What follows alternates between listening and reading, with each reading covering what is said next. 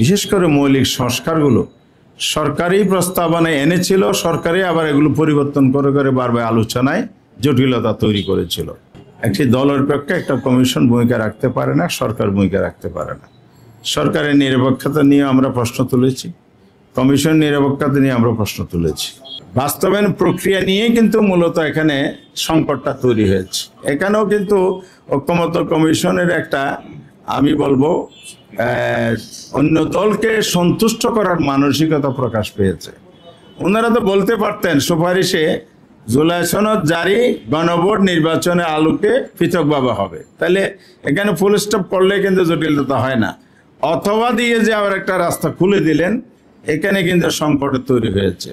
আর জুলাই সনদ স্বাক্ষর হওয়ার পরে বাস্তবায়ন প্রক্রিয়া নিয়ে নতুন করে আলোচনা উপদেষ্টা পরিষদ করেছে বলে আমরা জানি, কিন্তু আবার রাজনৈতিক দলের দিকে যে আলোচনার জন্য ঠেলে দিয়েছে, এর আগে কিন্তু আমরা আলোচনার জন্য সূচনা করেছি, আহ্বান করেছি।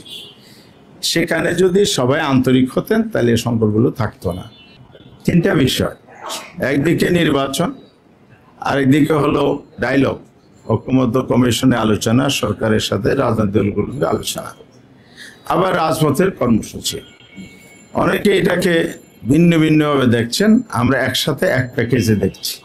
ঐকমত্য কমিশনের মিটিং চলাকালে আমরা কিন্তু রাজপথেও এসেছি, কারণ হচ্ছে ঐকমত্য কমিশনের যে ধরনের কার্যক্রম ছিল, যে সমস্ত বিষয়গুলো মৌলিক সংস্কারের অংশ ছিল, কমিশন সেদিকে যাচ্ছিল না।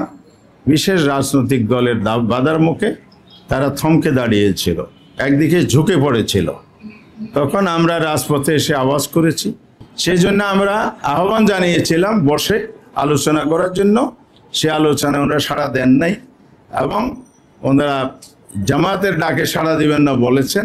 তা আমরা বলেছি, আপনারা জামায়াতের ডাকে যে সাড়া দিতে না চান, কি কারণে আমরা জানি না, কারণ যাই হোক না কেন, এটা অতীতই রাজনীতি একটা ব্যাড কালচার ছিল, একদল ডাকলে আরেকদল আসে না।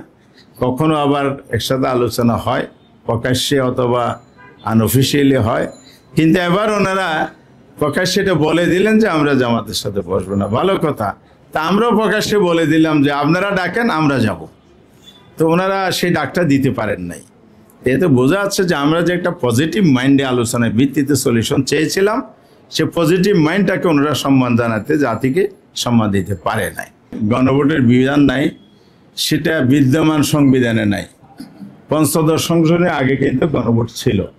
তাহলে এটা ফেসিজমের আমলেই যেই সংবিধানটা সংশোধন করা হয়েছে, এটা কিন্তু কোর্টে মামলা চলছে।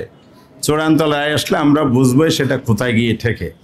2 নম্বর, এই যে প্রশ্ন যদি কোনো রাজনৈতিক দল তোলেন, তাহলে তারা ফেসিবাদের অবস্থানটাকে সমর্থন করেন, এটা বোঝা যায়।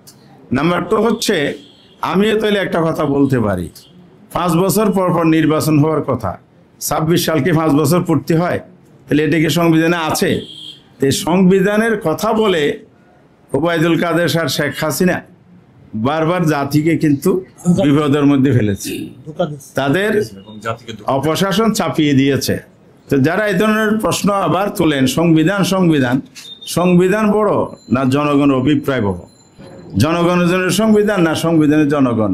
এই বক্তব্য আজকে আমি দিচ্ছি, আমাদের মাননীয় বিএনপির মহাসচিব মির্জা ফখরুল সাহেব বহুবার দিয়েছেন এই বক্তব্য। এই সরকার কি সংবিধানের ভিত্তিতে গঠিত হয়েছে? তাহলে আপনি সরকার অবস্থান কোথায় যাবে? সুতরাং এই জায়গায় হাত দিতে গেলে বহু ধরনের জটিলতা তৈরি হবে।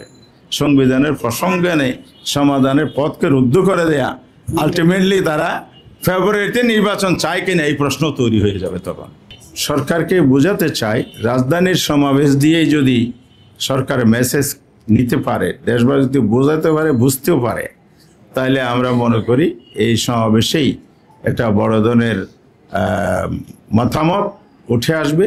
ছাড় দেওয়ার বিষয়টি টেবিলে